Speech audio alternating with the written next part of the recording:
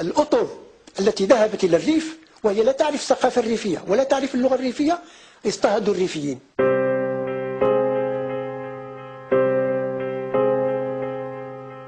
وجد الناس أنفسهم تحت سلطة أكثر ظلما من الإسبان أنفسهم هنا مثلا بالريف. وقفوا في طريقه الأحزاب وخاصة حزب الاستقلال.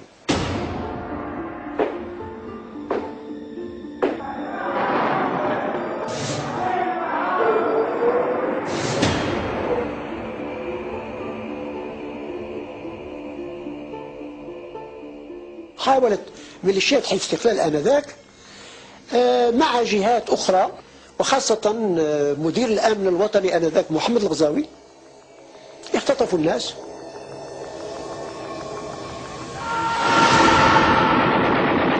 اختطف الناس، اختطف والدي، اختطف نكاية فينا.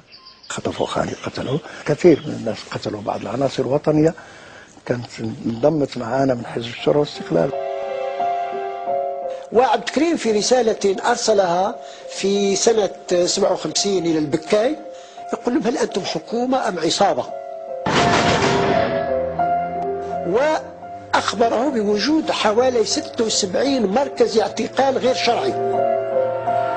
فإذا الظروف التي مهدت لأحداث 58 كانت إحدى هذه.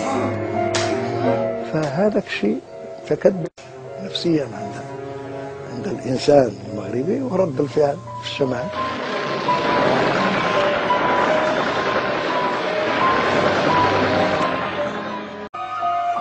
مطالب الريفيين في ذلك الوقت مطالب شرعية وبسيطة جدا، كالتمثيل المناسب في المجلس الاستشاري، كالتعليم، كالصحة، كإدخال أطر المنطقة، أطر الشمال إلى الدوالب الدولة المغربية التي حرموا منها.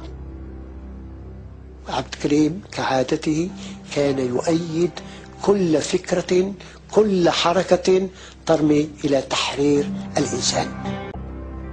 هنا بدأ الخصام الحقيقي، أي انتقاد عبد الكريم للدستور الذي قرره الملك الحسن الثاني. كان ضد الدستور لأنه كان يعتبر أن الدستور ما فيهش